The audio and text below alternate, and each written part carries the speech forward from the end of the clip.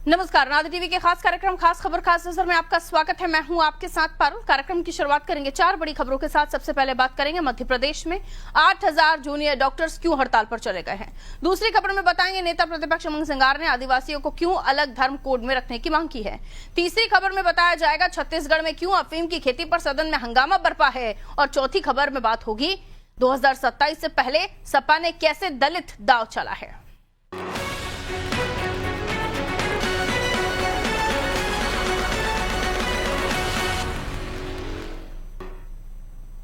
और आइए कार्यक्रम की शुरुआत करें, लेकिन उससे पहले आपको बताते हैं इस वक्त की बड़ी खबर ग्वालियर से है, जहां हाईकोर्ट का विजयपुर चुनाव पर फैसला आ गया है। हाईकोर्ट का विजयपुर चुनाव पर फैसला, कांग्रेस विधायक मुकेश मल्होत्रा को झटका लगा है।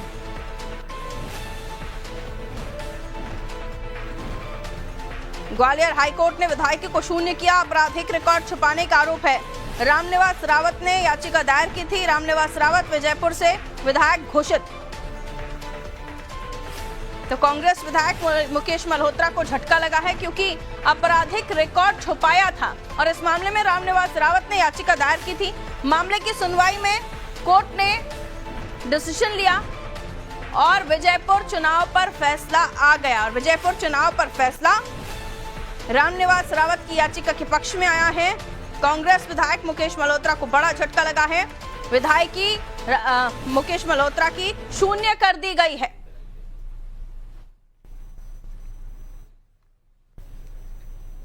तो मुकेश मल्होत्रा की विधायकी शून्य कर दी गई है। रामनिवास रावत ने याचिका दायर की थी और जब कोर्ट में सुनवाई हुई विजयपुर चुनाव को लेकर, तो ये तथ्य सामने आए कि मुकेश मल्होत्रा ने आपराधिक रिकॉर्ड छुपाया था। आप जानते हैं कि जब चुनाव के लिए कोई भी कैंडिडेट अपना नामांकन दाखिल करता है तो उसे सारा ब्यौरा अपनी संपत्ति से लेकर जो भी मामले उनके ऊपर चल रहे हैं, फिर चाहे वो सुनवाई में हो या फिर किसी तरह का केस उन्होंने लड़ा हो, ये सारी चीजें उन्हें उन डॉक्यूमेंट्स में, जो नामांकन के दस्तावेज होते हैं, नामांकन फॉर्म होता है, उसमें लिखनी होती है। वहां अगर आप कुछ भी छुपाते हैं और उसके बाद दूसरा पक्ष इस पर अगर किसी भी तरह का केस कर देता है या फिर दावा कर देता है, तो या तो चुनाव शून्य घोषित हो जाता है या दोबारा चुनाव कराने की बात सामने आती है। यहां विजयपुर में मुकेश मल्होत्रा, जिन्होंने अपना आपराधिक रिकॉर्ड छुपाया था, अपने क्रिमिनल केसेस को छुपाया था, उस मामले में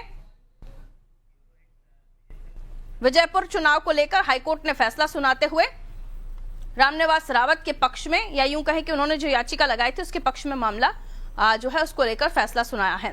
आइए इसे और भी हम समझने की कोशिश करते हैं। ब्रिजेश चौक से जी हमारे ब्यूरो हेड हमारे साथ जुड़े हुए खबर पर जानकारी के लिए, उनसे और भी जानकारी लेंगे।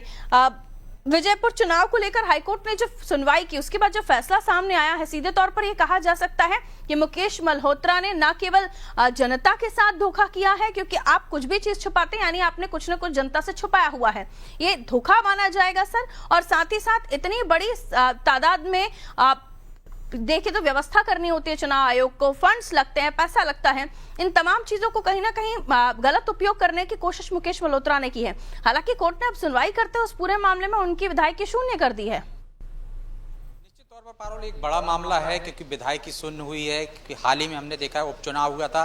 रामनिवास रावत जो कांग्रेस से विधायक चुने गए थे, वो विजयपुर सीट से इस्तीफा देकर पुनः बीजेपी में शामिल होकर चुनाव मैदान में उतरे थे। मंत्री रहते वो चुनाव हार गए थे, लेकिन उन्होंने हाल ही में एक याचिका दर्ज की थी कुछ महीने पहले। उस याचिका का फैसला आज कोर्ट ने सुनाया है। जबलपुर हाई कोर्ट ने जो मुकेश मल्होत्रा हैं, कांग्रेस से चुने गए थे उपचुनाव में, उनकी जीत दर्ज हुई थी, उनका विधायकी को रद्द कर दिया है, उनका चुनाव शून्य घोषित कर दिया गया है। और जो विजयपुर के उपचुनाव में जो पराजित हुए थे रामनिवास रावत, उनको विजयी घोषित कर दिया है। हालांकि 1 सप्ताह का समय दिया गया है उनको अपील करने के लिए। मुकेश मल्होत्रा 1 सप्ताह में उच्च अदालत में अपील कर सकते हैं, जिस पर सुनवाई होने के बाद आगे सुप्रीम कोर्ट क्या निर्देश देता है ये उस पर निर्भर करता है। लेकिन ये गंभीर मामला इसलिए है कि चुनाव आयोग के बाकायदा नियम है कि यदि आप पे कोई आपराधिक मामला दर्ज है तो आपको उसको न केवल शपथ पत्र में उसका उल्लेख करना होगा कि किस किस मामले में आप पे दर्ज हैं, और इतना ही नहीं, उसको बाकायदा अखबारों में, टीवी चैनलों पर विज्ञापन देना होता है कि मुझ पे फला फला अपराधों में मामले दर्ज है, इतने मामलों में मुझे सजा हो चुकी है और इतने मामले अभी कोर्ट में विचाराधीन है। यहाँ पर मुकेश मल्होत्रा यही चूक कर गए, बड़ी चूक कर गए। उनके पास उनके खिलाफ 6 मामले दर्ज थे, लेकिन उन्होंने सिर्फ 2 ही मामलों की जानकारी शपथ पत्र में दी थी उनके खिलाफ, जबकि 2 मामलों में सजा हो चुकी है, 4 मामले चल रहे हैं। जब इस पर बहस हुई तो कोर्ट ने इसके कारण पूछे, और जब जो हारे हुए प्रत्याशी थे रामनिवास रावत, उनकी दलील थी, उनके वकील ने कहा कि ये मतदाताओं के साथ एक तरह से धोखा है और उसका खुला उल्लंघन है नियम का जो बनाया गया था। कोर्ट ने जब उनसे पूछा मुकेश मल्होत्रा से कि क्या वजह थी कि उन्होंने बाकी के मामलों की जानकारी क्यों नहीं दी गई शपथ पत्र में, और अखबारों में विज्ञापन क्यों नहीं प्रकाशित कराए गए, क्यों ना इसे जनता के साथ धोखा माना जाए, तब मुकेश मल्होत्रा का और उनके वकील का कहना था कि वो छोटे मोटे मामले थे, इस वजह से उनका उल्लेख नहीं किया गया। लेकिन एक गंभीर चूक थी, उसका खामियाजा उनको भुगतना पड़ा। चुनाव के चंद महीनों बाद ही अब देख रहे हैं, 24 में चुनाव हुए थे, 26 में अब उनकी विधायकी को एक तरह से शून्य घोषित कर दिया गया है। अब सुप्रीम कोर्ट पर सबकी नजर है कि वो क्या करते हैं। वो इस मामले में सुनवाई के लिए समय देते हैं या जो हाई कोर्ट ने फैसला दिया है उससे स्थगित करते हैं, ये आने वाला समय बताएगा। लेकिन एक बड़ी खबर है मध्य प्रदेश के लिए कि किस तरह से यदि आप आपराधिक मामले छिपाएंगे तो आपकी विधायकी भी जा सकती है। पारुल, बिल्कुल, अगर आप कुछ भी छुपाते हैं तो इस मामले में फैसला ऐसा भी आ सकता है। क्या सपने देखे होंगे उन्होंने, जब विधायक वो बने होंगे तो ढोल नगाड़ों के साथ उनका स्वागत हुआ होगा। अब एक गलती और सारा सब कुछ खत्म। खैर, बहुत शुक्रिया ब्रजेश जी जानकारी के लिए।